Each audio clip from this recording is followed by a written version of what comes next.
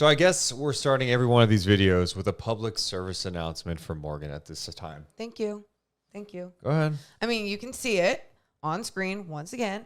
Morgan got a chemical peel. What that means, a whole bunch of dead skin is shedding like a snake. It's flying around the room. It's gross. Oh, watch out. So, okay, stop.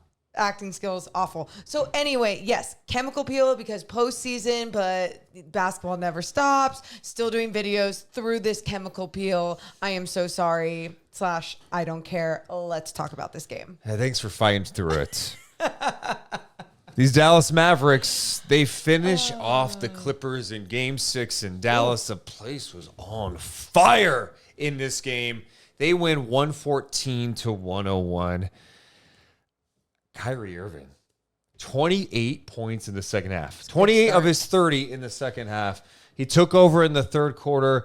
The shot he hit in the fourth quarter, 5.5 minutes to go in the game, with PJ Tucker defending him, making him dance, hits that three in the corner and one. That place was so loud. That was such a moment. It was already like the momentum was going in their way. They already had a pretty big lead. It felt like the Clippers were pretty deflated. And you have an older guy like PJ Tucker who's just trying They to started push him through. tonight. They started him in this game, and they wanted that extra fire, that extra energy, that extra life, but they didn't have it. And right there, Kyrie killed them all. Killed them with that and one. It was absolutely insane what he was doing on the floor. On both ends, though, Deuce. Over 50% shooting in the series, 40% from three, 90% at the free throw line.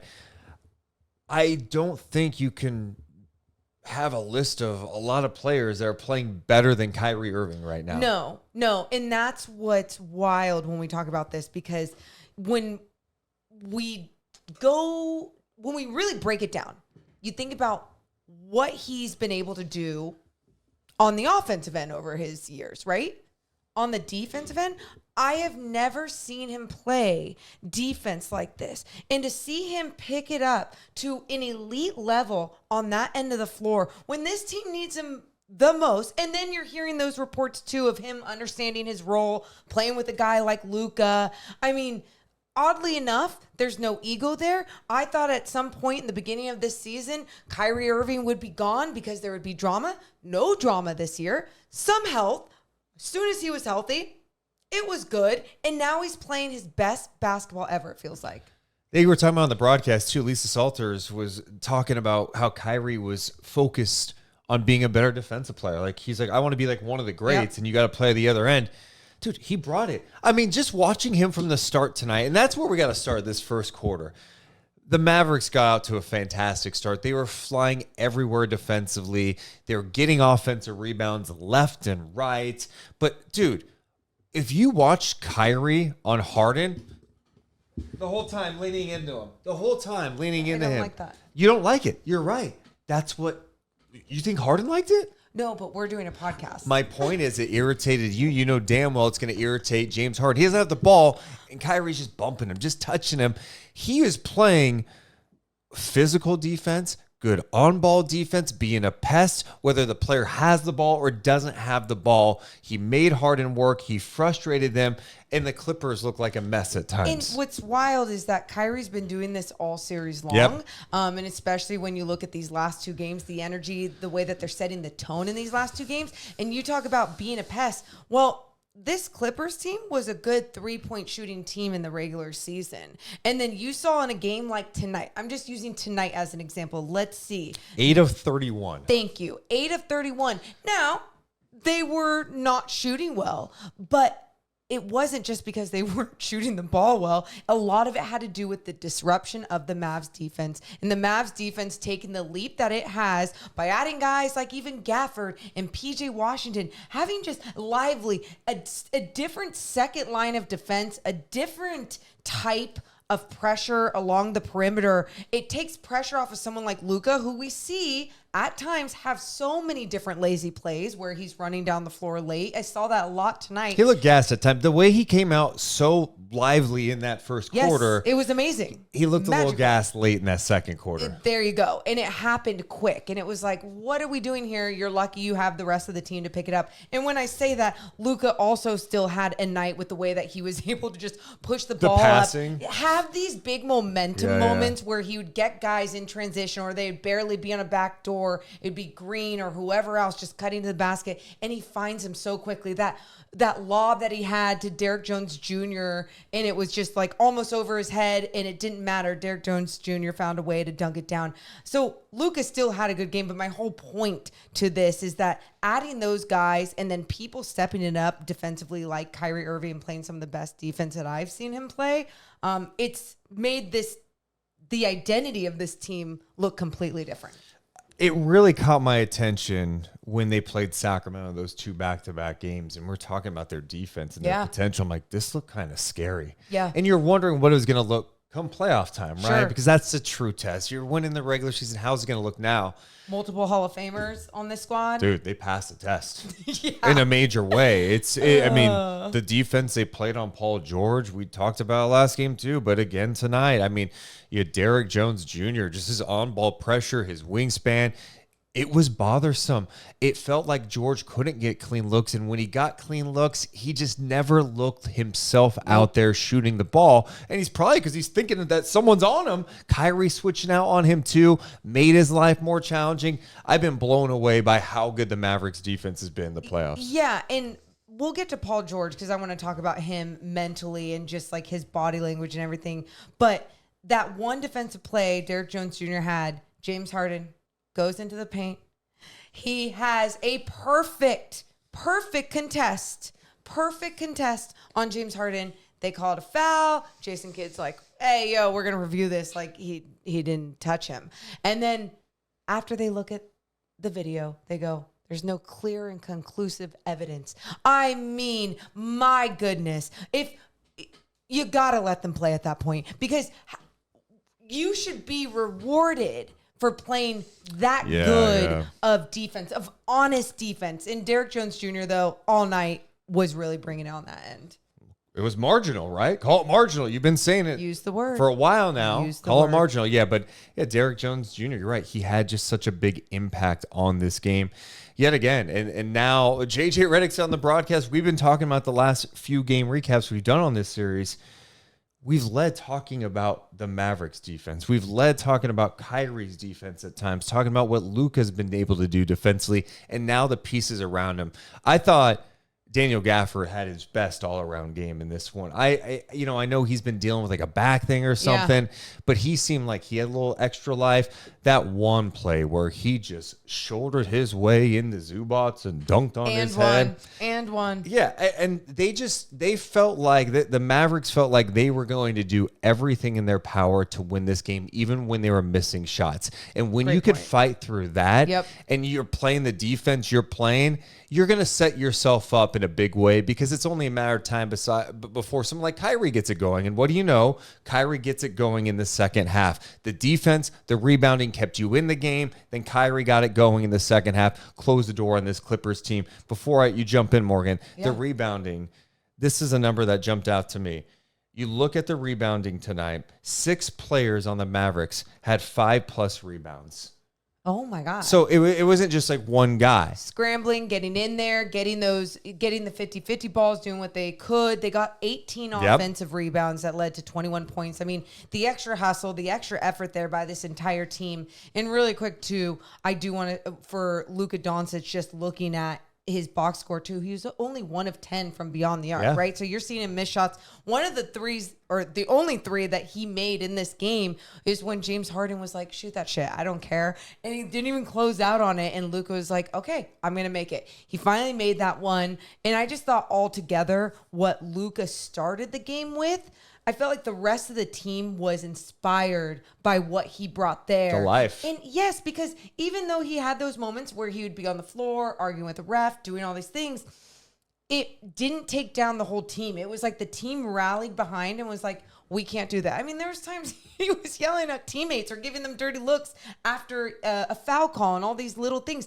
And you see that during the regular season. I feel like I haven't seen that a lot in this series, but I thought the team handled it so well. And to have another leader on the team like Kyrie to really like pull through and lead with his actions on the actual basketball floor was great to see. Well, and here's what it comes down to sometimes. Your stars in big games have to show up in a big way. Where are you going? Kyrie had 30. Yep. Luka had 28 points, 13 assists, 7 rebounds. He was 9 of 26, but he was impactful out there. Then you look up and down the roster. They got contributions from everybody out there. Lively comes in, gives you 10 points, 9 rebounds, 3 assists.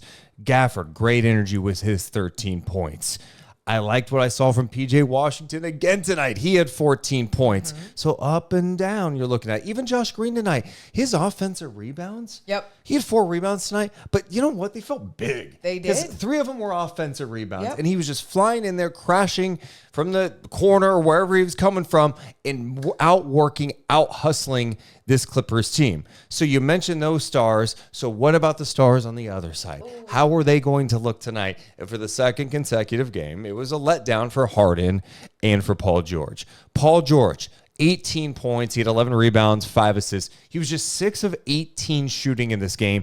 2 of 10 from 3. Harden had 16 points, 13 assists, 7 rebounds. He was just 5 of 16 and 0 for 6 from 3. And look, I know you can compare those shooting numbers and be like, Luka was 9 of 26, but there was a difference with the way that they were playing, with a different type of energy, with a different type of, I don't know, like magic, or I want to be there. Yep. I felt like the way that Paul George especially was playing was not very inspiring, and you could see it in their body language. And I was even saying this to you by the end of the game when there was like 6 minutes left. I'm like, why aren't they still playing desperate? Like their season is on the line, because it was, and it seemed like they didn't want it and they didn't have it. And I know you're going to hear the narrative of Kawhi Leonard wasn't in. It's really hard to win without your star players. What was the stat that Mike Breen had about Kawhi Leonard playing in playoff games with the Clippers? It was like 4. He's only played in 4 playoff games of 20. Yeah. And it's insane when you look at that number and you go, they've been doing it without Kawhi Leonard in the postseason. I mean, you should just expect it at this point, and you still have other guys to step up, and they didn't. And that's the reality. These are supposed to be guys who have a track record of putting up big numbers throughout the regular season. But these 2 guys also have a reputation of sometimes in important games not showing up. Yep. And I felt like George looked rattled. He looked rushed tonight. Yep. Even when he was getting some open looks, didn't look comfortable out there. And then he's just missing shots. And Harden just missed a ton of shots too. Those guys are getting older too. I'm sure that had something to do with it. But the credit goes to this Dallas Mavericks defense. I wouldn't want to play them right now. Now they get OKC coming up next. That series is going to be fascinating. And I don't want to be a prisoner of the moment. I'm giving a slight edge to the Mavs at this point. I think they've got the 2 guys that can go get you buckets, and they've got the length and athleticism to go at this young OKC team who's going to be good for years to come. Sure. But I'm not sure they're quite ready for what lies ahead coming up. You've been saying that since the regular season, and then they ended the season on a very high note. Yeah, and then they great obviously year. Just sweep the Pelicans in the first round of the playoffs. 5 games, right? They sweep them? I don't even remember. They swept them. Wow. They swept them because they showed it right on this broadcast. Swept the Pelicans.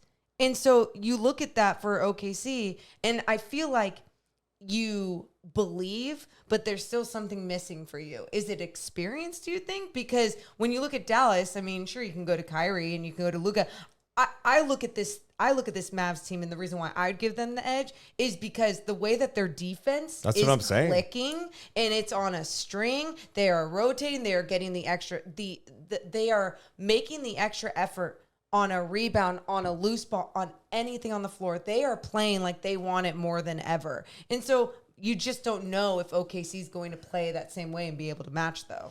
OKC will compete. They're well coached. SGA is a stud. Jalen Williams is a stud. I really like Chet. I just think the Mavs are ahead of them at this point. I mean, They have the experience. Excited to see. Their defense is locked in, but OKC has also been chilling for a minute now after how they took care of business against the Pelicans. All right, as far as the Clippers, what's next for them? Talk about major questions. Paul George can be a free agent. James Harden's a free agent.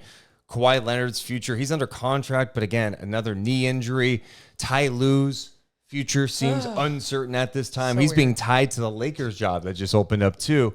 So weird. They've got a new building opening up next year. 15,000 toilets. 15,000. I don't think it's 15,000. I think it's 1,500, right? No, like it's a shit ton. It's pun intended. Yeah, thank you. Yeah, with all that happening, you know, obviously you want to have some of these names on your roster, so you're selling those tickets, right? So you're getting those butts in the seats.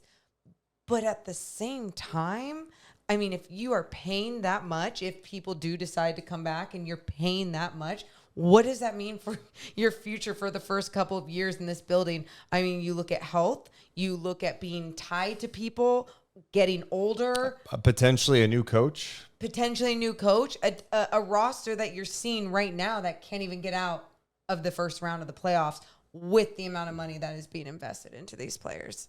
I don't know. A lot to think about for the Clippers this offseason. So what do you think about the Mavs OKC series? How do you feel about the Mavs after this series? And what do you think the Clippers should do next? Let us know in the comments below. Hit the thumbs up and subscribe. Deuce and Mo. Deuce and Mo. Deuce and Mo. They tell you what they know. Deuce and Mo. Deuce and Mo. Deuce and Mo. The